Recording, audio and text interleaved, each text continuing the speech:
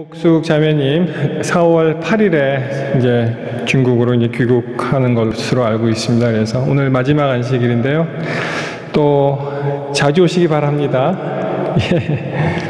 뭐 나중에 교제 시간에만 이야기 나누시면 좋겠고요. 우리 나화식 장로님께서도 내일 잠깐 한국에 다녀올 계획이 있습니다. 그래서 무사히 잘 다녀오실 수 있도록 또 기도 부탁드리겠습니다. 이 시간 함께 기도하시고 말씀 보도록 하겠습니다.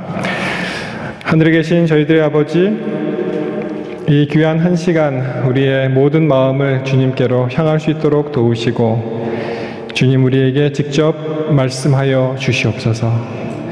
예수 그리스도 이름으로 간절히 기도하옵나이다. 아멘. 오늘 말씀 제목은 부활신앙입니다. 부활신앙. 본문의 말씀을 읽겠습니다. 누가복음 24장 32절에 있는 말씀을 같이 보겠습니다. 누가복음 24장 32절입니다. 누가복음 24장 32절. 주보에도 나와 있죠. 이 말씀이 저희가 서로 말하되 길에서 우리에게 말씀하시고 우리에게 성경을 풀어주실 때에 우리 속에서 마음이 뜨겁지 아니하더냐. 말씀 제목 부활신앙입니다. 여러분, 지난 일요일에 이스터라고 해서 많은 교회들이 이제 부활절을 지켰습니다. 올해는 3월 달에 있었어요. 보통 4월에 있는데. 근데 이 이스터라는 명절이 그 절기가 이 피스트가 생각해 보니까 좀 국적 불명이고 또 종교적인 고화잔치가 아닌가 그렇게 생각을 해보게 되었습니다. 물론 우리가 재림 신앙을 갖는 우리의 제7일 안식일 예수 재림 교회가 부활을 부인하거나 그것을 경시하는 것은 아니지만 우리는 크리스마스도 마찬가지고요. 부활절을 그다지 크게 교회 행사로 지내지는 않습니다. 카드 회사 중에 American Greetings라는 카드 회사가 있는데 제일 많이 팔리는 시즌이 언제인지 아십니까? 이스터가 4번째로 많이 팔리더라고요. 크리스마스, 그 다음에 발렌타인스 데이, 그 다음에 마더스 데이, 그 다음에 꽤 그 카드가 많이 나가는 그러한 날들인데 이 이스터가 그 다음으로 많이 팔린다고 그렇게 알려져 있습니다. 근데 이스터 행사를 보면은 여러분 어떠한 이렇게 보도를 통해서 또는 여태까지 경험하신 바로 어떻게 그들이 행사를 하던가요? 이스터 하면 딱 생각나는 어떠한 게 있으세요? 계란, 또 뭐가 있습니까? 버니, 토끼. 도대체 그 계란하고 토끼가 이 그리스도 신앙하고 무슨 관계가 있냐 하는 것입니다. 그래서 국적 불명이요, 이것은 종교적인 고하다 이렇게 생각을 해보았습니다. 여러분, 이런 말이 있습니다. 예수의 십자가를 진 구레네 시몬, 그가 계란 장수였다는 거예요. 이거 얘기예요. 제가 그 소리를 이렇게 들으면서, 그런데 이야기가 어떻게 진행이 되냐면은 예수의 십자가 사건 이후에 그가 집으로 돌아가서 그 암탉들이 낳은 알을 보니까 전부 무지개 색깔로 바뀌었다는 것입니다. 그래서 차라리 소설을 쓰십시오. 제가 그렇게 생각을 했어요. 뭐 확인할 수 있는 방법은 없습니다. 근데 왜 제가 이런 말씀을 드리냐면 이러한 토끼라든지 계란이 이교도의 어떠한 풍습을 그리스도의 부활절과 결합시켜서 완전히 혼합된 그러한 이상한 절기를 지키고 있는 것은 확실합니다. 왜냐하면 고대 이집트의 신전에 그들이 태양신이 있었어요. 태양신 라가 있었는데 이 춘분이죠. 춘분을 지나면서 낮의 길이가 길어지면서 그들이 어떤 일을 했냐면은 그것을 기념하기 위해서 태양신 라에게 황금색 달걀을 바쳤다는 기록이 있습니다. 이렇게 연결이 되는 것입니다. 태양신의, 소위 말해서 태양신의 무엇을 기념해서? 부활을 기념해서 그들이 그렇게 했다는 것입니다. 그리고 로마의 어떠한 속담이 있냐면은 로마의 말 중에 모든 생명은 아래서부터 시작된다 이런 말이 있습니다. 성경에는 모든 생명은 피에 있다고 말씀하시죠. 로마에서는 아래서부터 시작이 된다 이런 말이 있어요. 그래서 알이 병아리가 되고 병아리가 닭이 되고 다시 닭이 알을 낳고 그것이 뭐하고 비슷해요? 윤회 사상하고도 비슷하죠. 계속 생명이 그런 식으로 이어진다 그렇게 되어 있습니다. 여러분 사실상 크리스마스는 12월 25일이 아닙니다. 그렇죠? 그렇게 중요한 날이라면 이 성경책에 기록이 되어 있어야 되잖아요. 거기에 대한 언급은 전혀 없습니다.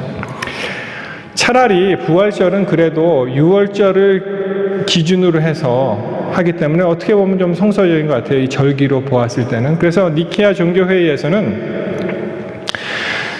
춘분이 지난 그 다음에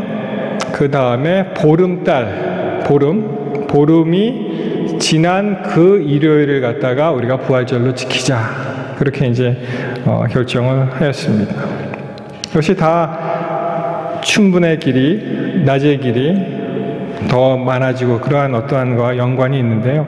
하여간 이 토끼는 다산의 상징으로 숭상되는 신이었고 이렇게 국적불멸의 토끼와 계란이 이 부활절의 그 엄숙한 그 순간에 같이 들어오고 것입니다. 뭐 계란 굴리기도 하고 뭐 여기에 얽혀 있는 여러 가지 이야기들이 참 많이 있습니다. 아무튼 오늘은 그러한 부활절이 아니고 우리 교회 이름이 제7일 안식일 예수 재림교회잖아요. 예수 부활교회가 아니고 예수 재림교회인데 우리는 부활의 신앙을 넘어서 이제는 재림을 기다리는 재림 성도가 바로 우리들입니다.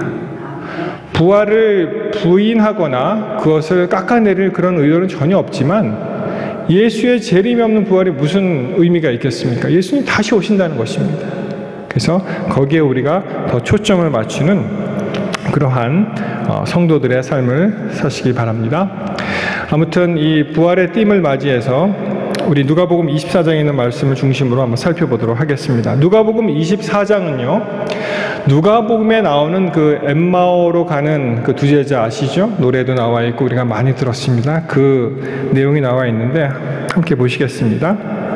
자, 누가복음 24장 처음부터 보십니다. 1절 안식 후 첫날 새벽에 이 여자들이 그 예비한 향품을 가지고 무덤에 가서 돌이 무덤에서 굴려 옮기운 것을 보고 들어가니 주 예수의 시체가 되지 아니하더라. 빈 무덤이라는 것입니다. 우리 예수님 다시 부활하셨습니다. 죄의 사망의 권세가 그를 얽어맬 수가 없고 그분이 다시 사셨습니다. 예수님의 무덤은 있지 않습니다. 빈 무덤으로 남아 있습니다. 4절 이를 인하여 근심할 때 문득 찬란한 옷을 입은 두 사람이 곁에 섰는지라. 여자들이 두려워 얼굴을 대니 두 사람이 이르되 어찌하여 산 자를 죽은 자 가운데서 찾느냐. 참 멋있는 말씀이죠.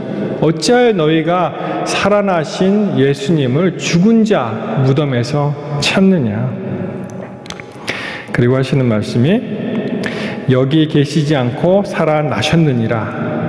갈릴리에 계실 때 너희에게 어떻게 말씀하신 것을 기억하라. 7절 인자가 죄인의 손에 넘기어 십자가에 못 박히고 제3일에 다시 살아나야 하리라 하셨느니라 한데 예수님이 말씀하셨습니다. 여러분들 참 이상하죠.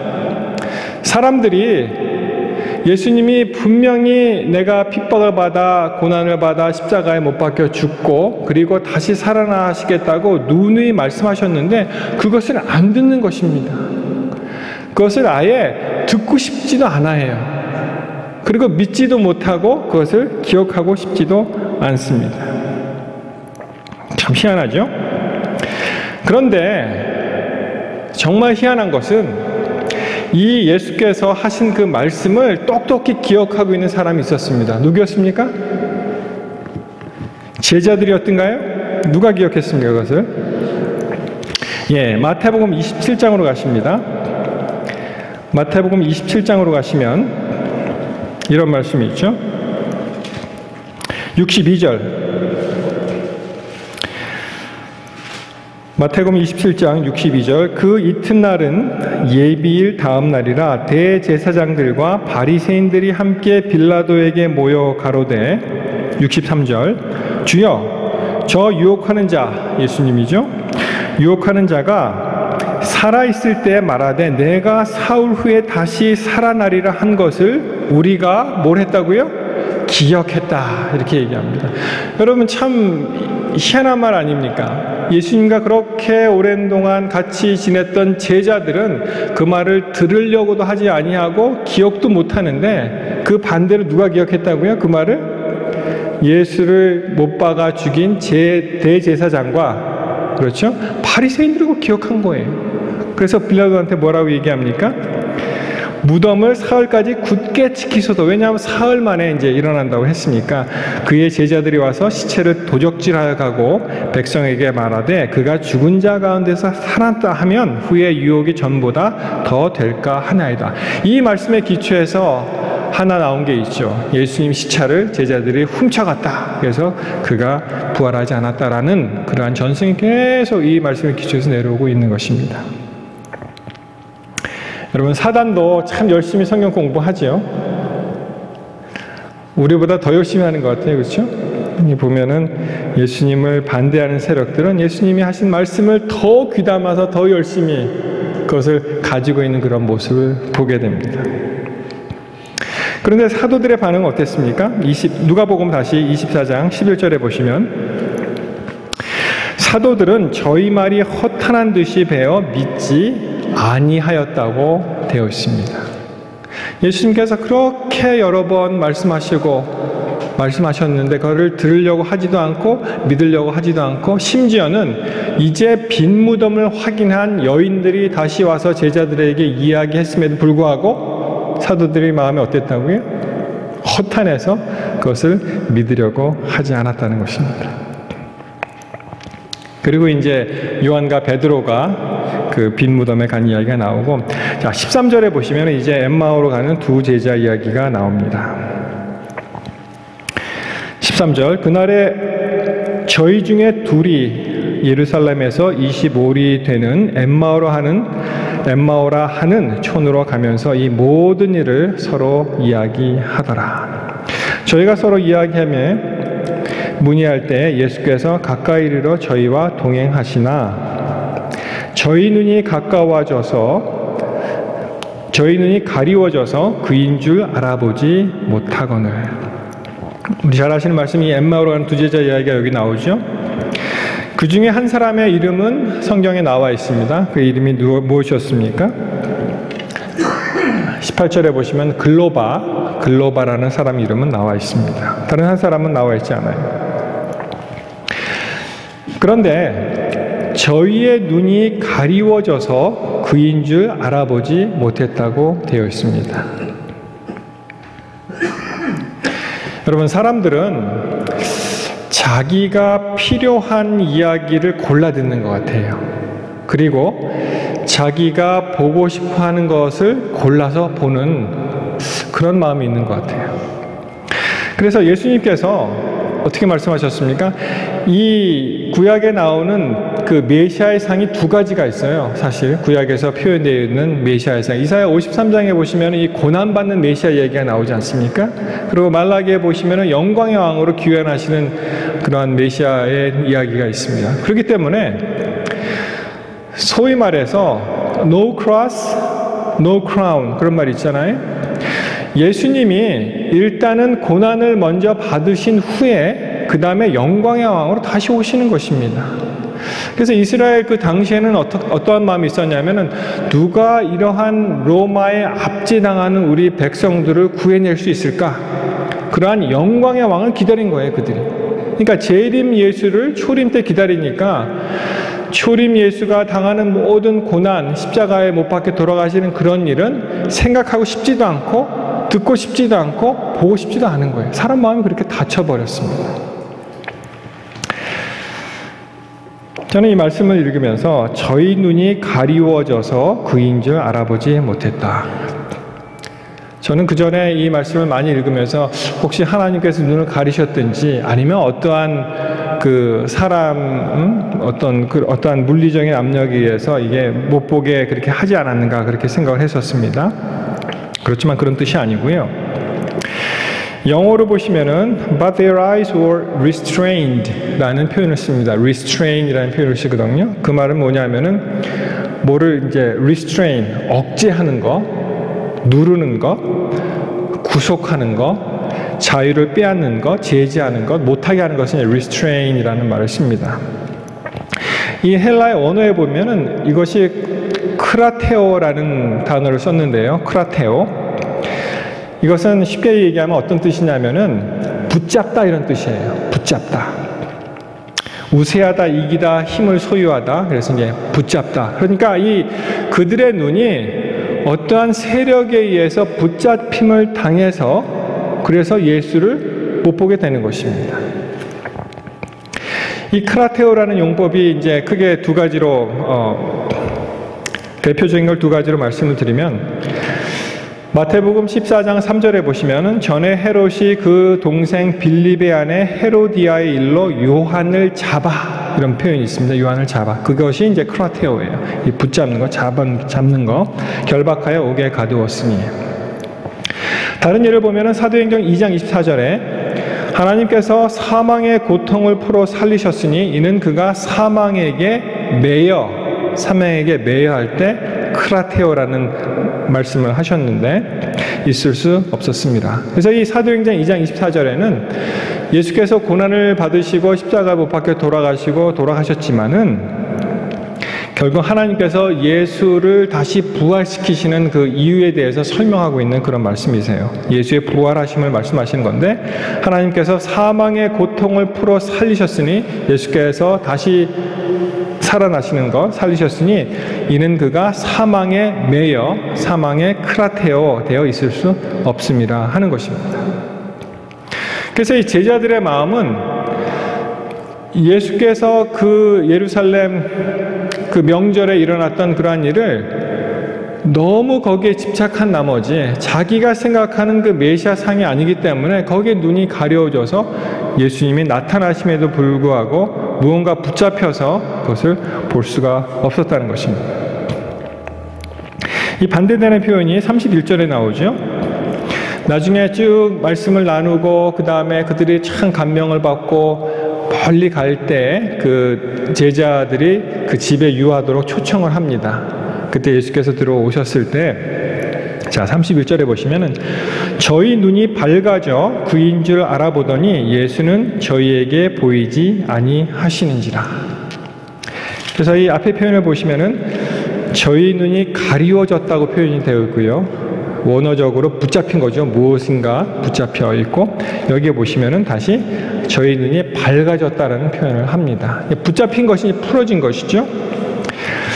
이것도 이 말씀을 보면 영어로는 보면은 then their eyes were opened 열렸다 이런 표현을 씁니다. 눈이 열렸다. 다시 말씀드려서 압제되었던 것이 붙잡혀 있던 것이 이제 풀어져서 열리게 된 것입니다. 이 원어로 디아노이고라는 말을 썼는데요. 눈이 밝아졌다는 그 표현을 여러분 마가복음 7장 34절에 보시면 에바다 하는 그런 그 맹인이 눈 뜨는 그런 장면 기억하십니까? 그 소경이 그 뭐죠? 그 귀 먹은 거, 귀 먹고 어눌한 자들이 이제 자가 예수께 와서 그것을 갖다가 요청을 했을 때 그때 이제 에바다라는 말씀이 나오죠. 하늘을 우러러 탄식하시며 그에게 이르시되 에바다 하시니 이는 열리라라는 뜻이다. 그 에바다 기억하시죠? 예, 띄우는 그런 표현을 여기 나옵니다. 네, 예수님께서 그 농아들을 이제 이렇게 풀게 할 때, 물론 말씀으로 그냥 이렇게 풀 수도 있으셨겠죠. 그렇지만은, 어떨 때 보면은, 예를 들어서 이제 맹인들이요. 앞을 못 보시는 분들, 시각장애자의 경우는 말씀으로 고치실 때도 있었고, 또는 진흙을 뭉쳐서 마치 눈덩어리를 만들어서 고치는 것도 있고, 어떨 때는 뭐 침을 뱉어서 고치는 그런 여러 가지 그때그때 상황에 따라서 사람들의 필요, 그렇게 좀 초자연적인 초월적인 것이 필요할 때는 아마 그렇게 하신 것 같습니다. 여기도 마찬가지로 읽어보시면 손가락을 양귀에 넣고 침을 뱉어 그의 혀에 손을 대시며 하늘을 우러러 탄식하며 이르시기에 에바다 하시니 이는 열리라라는 뜻이야. 그래서 이제 열렸습니다. 열린 그런 이야기가 나옵니다. 여러분, 이 말씀을 잘 보시면 그러면 왜 저희의 눈이 가리워졌다가 또 이제는 저희의 눈이 밝아지게, 저희의 눈이 열리게 되었을까요? 그 사이에 어떤 일이 있었습니까? 그 사이에 내용을 쭉 보시면,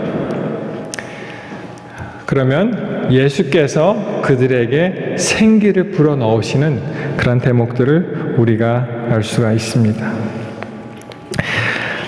왜냐하면은 쭉 말씀을 보시면 예수께서 정말 그냥 지나가는 어떤 행인으로서 너희들이 무슨 이야기를 하느냐, 그렇게 이제 물어보시는 대목이 나오죠. 너희가 길을 가면서 서로 주고받고 하는 이야기가 무엇이냐? 그랬더니 그 중에 한 사람이 하는 이야기가 뭐라 그래요? 아니, 당신은 예루살렘에 여태까지 오고 하면서 이렇게 큰 일을 경험을 못하고 이해를 못했느냐? 그렇게 이야기하죠. 그랬더니 또 천연덕스럽게 물어보십니다. 19절에 가라사대 무슨 일이뇨?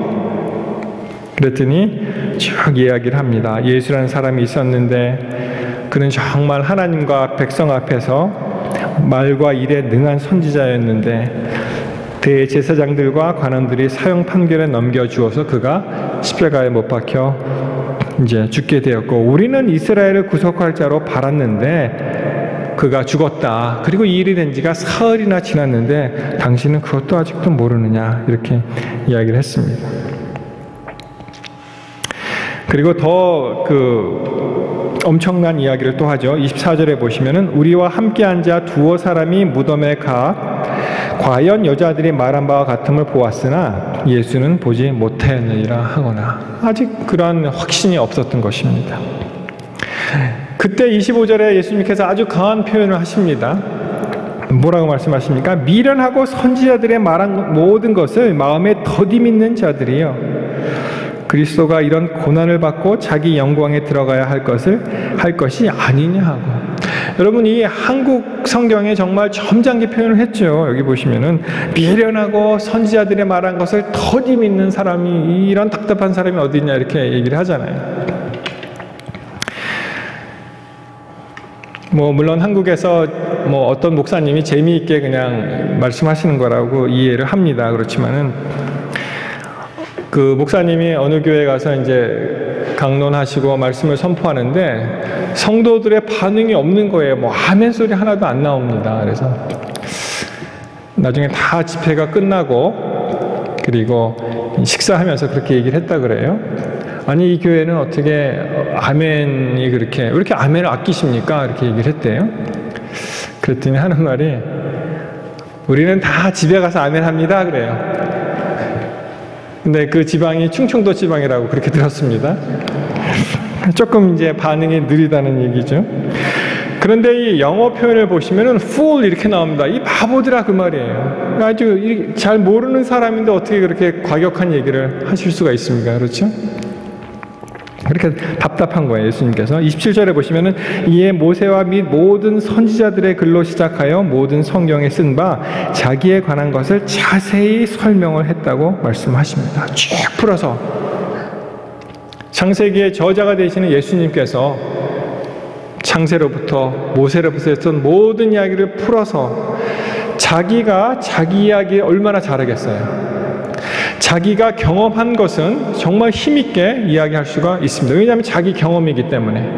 예수님은 자기 이야기를 자신의 입으로 자신이 경험했던 모든 것을 쏟아내셨습니다. 얼마나 이 말씀에 확신이 있고 확실하게 이분들의 마음에 감동을 주었겠습니까?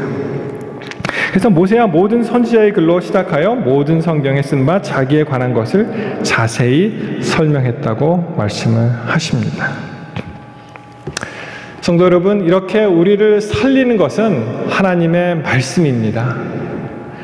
우리가 정말 필요한 것은 정말 부활의 신앙이 필요한데, 왜 우리 앞에 놓여있는 암담하고 낙담하고 좌절되는 그런 현상에 매여서 그 너머에 있는 하나님께서 누누이 약속하시고 수많은 예언과 수많은 말씀으로 하신 그런 약속을 우리가 그걸 왜 믿지 못하냐 하는 것입니다.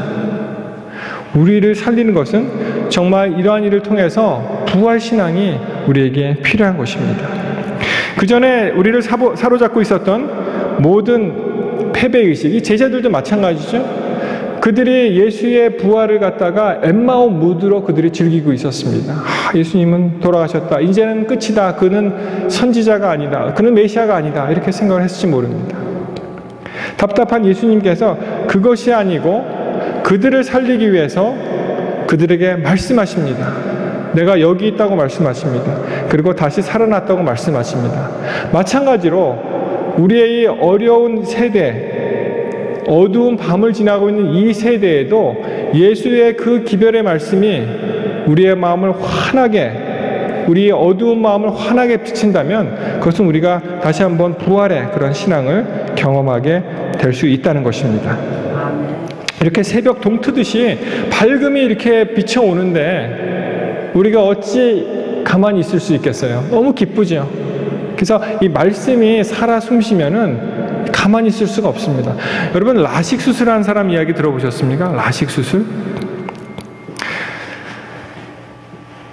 이 안경을 자꾸만 쓰고 불편해요. 그리고 점점 이 두께도 두꺼워지고, 지금은 뭐 기술이 발달해서 다시 얇아지긴 했습니다만, 그런데 이제 라식 수술을 받으니까 얼마나 편한지 모르겠다는 거예요. 그리고 그 사람은 어떻게 됐을까요? 그 다음에 보는 사람마다, 안경 쓴 사람 보면은 붙잡고 무슨 얘기를 해요? 당신 이거 하냐고, 라식 수술 하냐고, 얼마나 좋은지 아냐고, 답답한 거예요. 막 얘기를 합니다. 자기가 그렇게 좋으면은 가만히 있기가 더 힘든 거예요. 그렇죠? 우리가 진정 예수의 부활 신앙이 우리 마음에 있으면 우리는 가만히 있을 수가 없는 거예요. 이게 마치 증기기관, 물이 끓어서 이 증기가 올라오면 그 힘을 억누를 수 없잖아요. 마치 그런 것과 같이 우리의 마음이 가만히 있을 수가 없는 것입니다. 그것을 증거해야지, 예수 그리스도에 대한 말씀을 전파해야지, 자기를 가만히 둘 수가 없는 것입니다.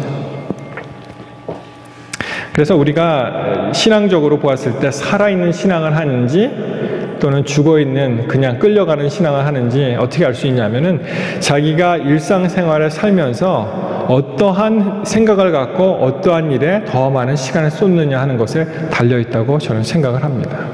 그래서 정말 살아있는 신앙을 가지고 있으면은 그 이야기를 하고 싶은 거예요. 그리고 더 감사하고 또 기쁘고 하기 때문에 그 일을 계속 할 수가 있는 것입니다. 그래서 이 무드를 보시면은 엠마오로 가는 이 제자, 모든 제자들이 다 마찬가지죠. 다 죽어있는 무드입니다. 다 끝났다 하는 것입니다. 예수는 돌아가셨다는 것입니다. 그때 예수께서 다시 나타나셔서 그들의 어두운 마음에 밝은 빛을 켜주시고 등불이 되어주셔서 그들의 마음을 다시 일으키시는 거예요. 누가복음 20장 38절에 보시면 하나님은 죽은 자의 하나님이 아니요 산 자의 하나님이시라. 하나님에게는 모든 사람이 살았느니라 하시니. 이게 무슨 소리입니까? 우리 하나님은 죽은 자를 위한 하나님이 아니고 산 자의 하나님이라는 말씀이세요. 우리가 하나님을 진정 경험한다면 우리는 다 살아있는 그런 사람이 되어야 된다는 것입니다. 달리 표현해서 로마서 6장 11절의 말씀 보시면 이와 같이 너희도 너희 자신을 죄에 대하여는 죽은 자요 그리스도 예수 안에서 하나님을 대하여는 산 자로 여길지어다. 그래서 우리의 삶은 죄에 대해서는 죽은 자, 하나님에 대해서는 산 자, 살아있는 자, 희망을 갖는 자, 하나님과 더불어 기뻐하는 자, 기뻐서 정말 이 부활의 신앙을 증거하는 자, 그런 사람이 되어야 한다는 것입니다. 그러나 많은 경우에 우리들은 반대로 지금 살고 있지 않습니까? 우리는 결코 죽은 사람이 아닌데 하나님에 대하여 살아있고 하나님은 죽은 자의 하나님이 아니고 산 자의 하나님인데 우리는 죄에 대하여는 살아있는 사람이 되었고요. 죽은 자가 되어야 되는데, 그리고 하나님에 대해서는 죽어있는 그러한 신앙을 살고 있지는 않습니까? 죄가 억누르고 우리가 앞에 보이는 그러한 형국에 따라서 환경이 물론 지배는 받지만 거기에 하나하나에 웃고 울으면서, 그것이 아니죠. 사실 신앙이라는 것은 그것을 뛰어넘는 더 높은 하나님의 약속을 우리에게 주셨다는 것을 잊지 않고 믿게 되시기를 바랍니다. 많은 경우에 죄가 득세하고 죄에 눌려서 우리는 죄에 대해서 산 자가 되고 하나님께 대해서 죽은 자가 되는 그러한 생활을 살고 있지 않습니까? 여러분, 이 엠마의 두 제자와 마찬가지로 우리의 이 낙담된 마음, 착 가라앉아 있던 이런 마음이 예수 그리스도의 사랑과 생명의 말씀에 들어가면 다시 우리가 살아날 수 있습니다. 그것이 바로 부활신앙의 진수예요. 그 낙담하고 좌절에 빠진 그들을 다시 일깨우신 분은 예수 그리스도시고요. 그분의 말씀을 통해서 그분이 다시 생명의 기운을 불어넣어 주실 때 그들이 부활의 신앙을 경험할 수가 있었던 것입니다. 이 말씀이, 비슷한 말씀이 창세기에 사실은 나와 있습니다. 창세기 21장으로 가십니다. 창세기 21장으로 가시면 어떤 내용이 나오냐 하면, 이제 그 이삭의 그 형이 있죠. 베달은 형이 있는데 하갈의 소생이 이삭을 희롱하기 때문에 이제 아브라함이 이삭과 이 여종을 내쫓습니다. 아브라함이 근심을 하면서 내쫓게 됩니다. 그리고 그들이 그 14절, 21장 14절에 보시면 아브라함이 아침에 일찍 일어나 떡과 물 한 가죽 부대를 취하여 하갈의 어깨 위에 메어주고 그 자식을 이끌고 가게 하매 하갈이 나가서 브엘세바 들에서 방황하더니 15절 가죽 부대에 물이 다한지라 그 자식을 떨기나무 아래에 두고, 그리고 16절에 보시면 방성 대곡을 했다고 그런 내용이 나오죠. 여러분 쭉 보시면 어떤 상황입니까? 이제 이스마엘이 하갈하고 같이 쫓겨나서 조금 먹을 그 양식을 싸줬죠. 떡과 물 한 가죽 부대를 싸줬는데 그만 그것이 다 떨어졌어요. 그리고 이제는 죽게 되었다고 생각을 했습니다. 그런데 17절에 보시면 하나님이 그 아이의 소리를 들으셨죠. 그리고 약속을 하십니다. 큰 민족을 이루겠다고 말씀을 하시고 19절에 보십시오. 19절에 보시면 하나님이 하갈의 눈을 밝히심에 샘물을 보고 가서 가죽 부대의 물을 채우다가 그 아이에게 마시었더라. 여러분, 이 샘물이 거기에 있었습니까? 아니면 없었습니까? 없었는데 갑자기 생겼나요? 거기 있었죠. 근데 그들이 너무 자기 자신의 현실과 환경에 얽매이게 되니까 눈이 가려진 거예요. 그때 하나님께서 나타나셔서 말씀으로 생명의 기운으로 위로하시고 하셨을 때 어떻게 됐습니까? 그들의 눈이 다시 열리게 되는 그런 경험을 하게 된 것입니다. 샘물은 이미 거기 있었습니다. 그들이 볼 수가 없었을 뿐입니다. 여전히 샘물은 거기 있었고요. 하나님께서 샘물을 만드신 것은 아니었죠. 이렇게 하나님의 임재하심과 하나님의 말씀이 함께 하시면 그의 삶이 달라지고 그의 주장이 달라지게 되는 것입니다.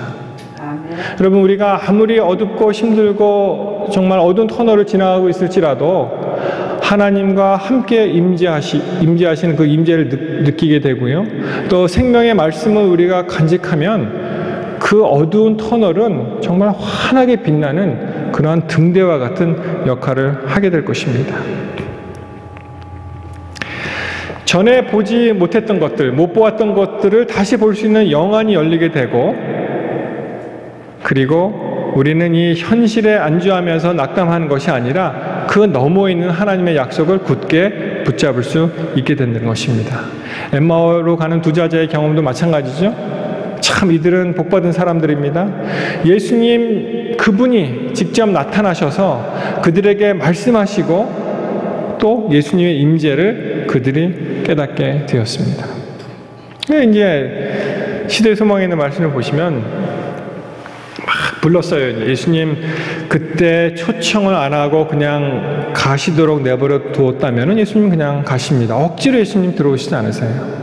마찬가지죠. 우리도 예수님께 갈급한 마음으로 그분을 초청하고 임재를 경험하도록 그렇게 구하지 않으면 그러면은 그건 다른 이야기가 되는 것입니다. 그래서 그렇게 갈급하고 더 머물러 가십시오. 우리 같이 식사하십시다. 벌써 날이 저물지 않았습니까? 그랬을 때 예수님께서 마지못해서 하여튼간 오셨죠. 그때 예수님께서 말씀하십니다. 식사를 조촐하게 꾸몄어요. 그리고 그들이 놀랬던 것은 예수님이 하시던 그 방식대로 그분이 축사하신 것을 보게 되었고 그때 못자국의 흔적을 그들이 보게 된 것입니다. 여러분, 예수님을 만나면 우리가 변할 수 있습니다. 예수님을 만나면 우리의 눈이 다시 떠질 수 있다는 것입니다. 우리 상황 속에서 참 힘들고 어렵고 또 좌절하고 낙담 가운데 계십니까? 우리 예수님 부활의 예수님이십니다. 우리 예수님을 모시고 그분의 말씀이 우리 마음 가운데 살아 숨쉬게 된다면 우리는 다시 밝은 그 예수님의 생명으로 같이 우리가 그 경험을 하게 될 줄 믿습니다. 아멘. 사람들이 끊임없이 앞에 보이는 그것만 하고 기대를 하죠. 더 중요한 것은 보이지는 않지만 하나님의 약속을 믿는 것입니다. 하나님을 의지하는 것입니다. 그분의 말씀이 우리 삶 속에 들어와서 말씀이 육신이 되는 경험을 하는 거예요. 예수님이 그렇게 사셨듯이 그 말씀대로 우리가 살 때 우리는 하나님의 약속을 다시 한번 붙잡는 부활의 신앙을 가지게 될 줄 믿습니다. 여러분, 강영우 박사 이야기 아십니까? 참 여러 가지 수식어가 많죠. 최초의 맹인 유학생. 그전에는 이 장애가 있는 분들을 해외 유학을 안 시켰어요. 그것을 다 투쟁해갖고 나중에 그것을 법을 고쳐서 이분이 미국으로 유학을 오게 되었습니다.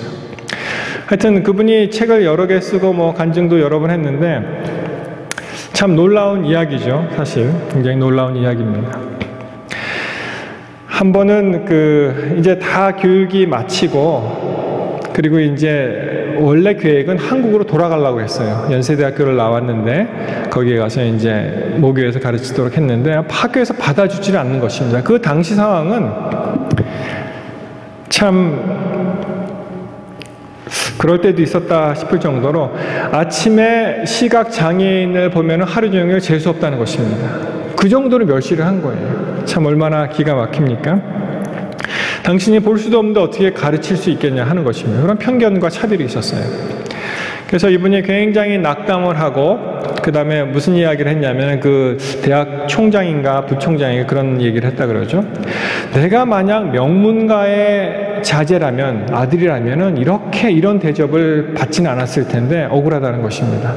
그런데 참 미국 사람들이 이 발상의 전환이 대단하죠. 그분이 뭐라고 얘기했냐면은 아니 당신은 왜 당신이 명문가의 아들이 안 된 것을 그렇게 괴로워하느냐. 당신부터 시작하라는 것입니다. 당신부터 명문가를 만들으라는 거예요. 참 얼마나 이 발상의 전환입니까?